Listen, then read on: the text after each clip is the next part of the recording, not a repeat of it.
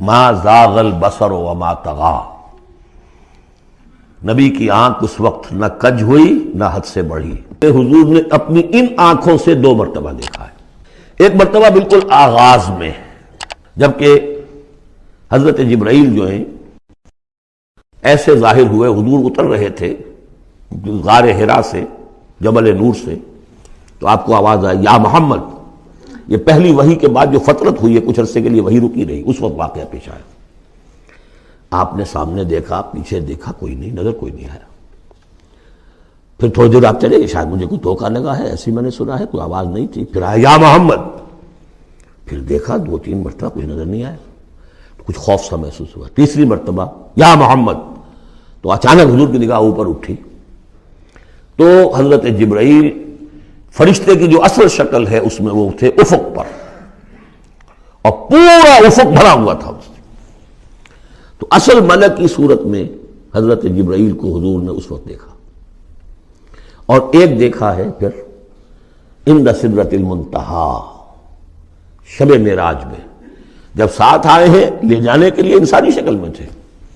کوئی سواری بھی ایسی تھی جس کو کہ براق کہا جاتا ہے، وہ بھی محسوس شے تھی، لیکن یہ کہ جہاں انہوں نے کہا 7ویں آسمان پہ جا کر کہ بس اب آگے میری گنجائش، اب آگے آپ کو اکیلے جانا ہے، اس سے آگے اگر میں گزرا میرے پر جل جائیں گے، بے سوز تجلا بے سوزت پرم، اگر یکسر منہ برتر پرم، اگر میں نے اب اس سے آگے ایک بال برابر بھی میں آگے بڑھا تو میرے پر جل جائیں گے، اب آگے آپ کا کام۔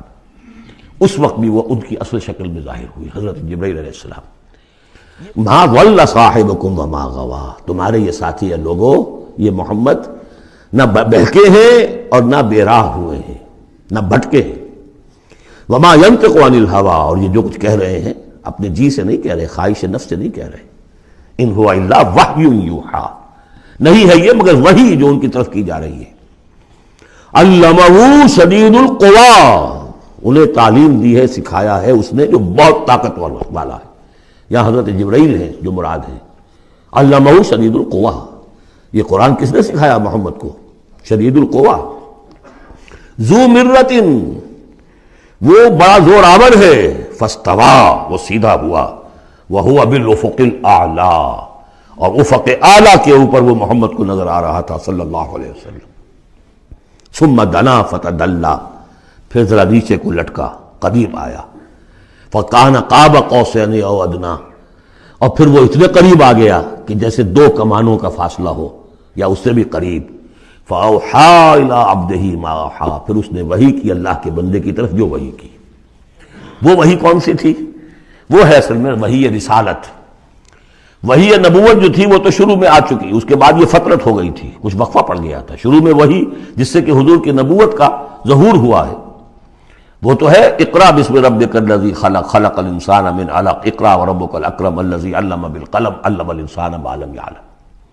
لیکن اب یہ سورہ مدثر کی آیات اس وقت نازل ہوئیں، یا ایھا المدثر، جب حضور گھر آ گئے اور پھر آپ نے اپنی اہلیہ سے کہا، خوف زدہ تھے، جو بھی منظر دیکھا تھا، ملک کی شکل، فرشتے کی شکل، اب وہ تو حضور ہی نے دیکھا جو دیکھا، ہم تو نہیں سمجھ سکتے کہ آپ نے کیا دیکھا، لیکن یہ کہ اس کے بعد آپ آئے، آپ نے کہا مجھے کمبل اڑا دو، لحاف اڑا دو، لحاف اوڑھ کر آپ لیٹ گئے، تو پھر وہ وہی یا ایھا المدثر قم فانذر وربک فکبر، اے لحاف میں لپٹ کر لیٹنے والے کھڑے ہو جاؤ اور خبردار کرنا شروع کر دو لوگوں کو۔ اور تمہاری اس دعوت کا نقطۂ آغاز تو انذار ہے، اور اس کا ہدف دنیا میں تکبیر رب ہے، رب کو بڑا کرو، اس کی بڑائی منواؤ، اس کی بڑائی نافذ کرو، اس کا نقشہ کھینچا گیا ہے۔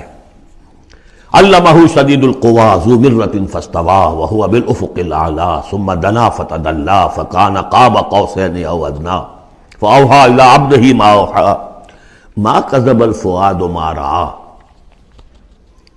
جو کچھ انہوں نے دیکھا ان کے دل و دماغ نے اسے جھٹلایا نہیں، یہ نہیں کہا کہ نہیں یہ کیا ہے۔ دیکھیے ایسا ہوتا ہے کہ کوئی غیر معمولی سی بات آپ دیکھیں تو ایک شخص ہو جاتا ہے میں خواب دیکھ رہا ہوں یا حقیقت دیکھ رہا ہوں۔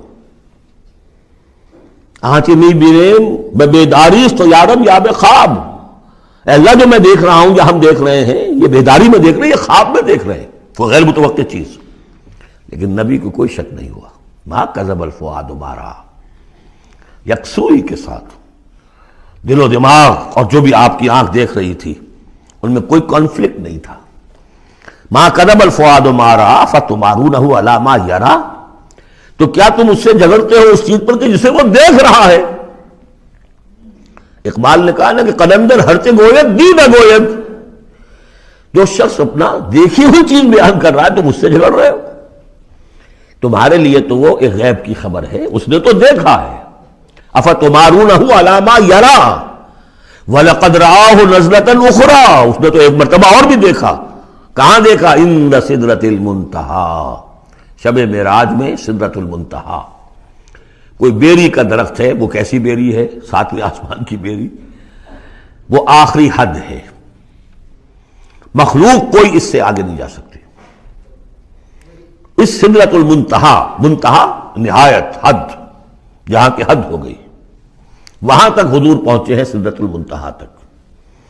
اندہا جنت الماوا، اور سب سے اونچی جو جنت ہوگی جنت الماوا، وہ اس کے قریب ہی ہے، وہ بھی ساتویں آسمان پر ہے. یہ تو درجہ بدرجہ ترقی ہوتی جائے گی نا. پہلی ضیافت جو ہے، پہلی نزل جو ہے، وہ تو اسی زمین پر ہو جائے گی. پھر جو ترقی ہوگی، اپنے اپنے مدارج، اپنے اپنے مراتب، اپنے اپنے مقامات، اپنے اپنے ایمان کی گہرائی، اپنے اپنے اعمال صالحہ، اپنا اپنا انفاق مال و جان، اس کے حوالے سے درجے ہوں گے. اندہا جنت الماوا اذ یغشی السدرۃ ما یغشی، جبکہ ڈھانپے ہوئے تھا اس بیری کو جو ڈھانپے ہوئے تھا. اب تمہیں کیا بتائیں کیا ڈھانپے ہوئے تھا، تم نہیں سمجھ سکتے.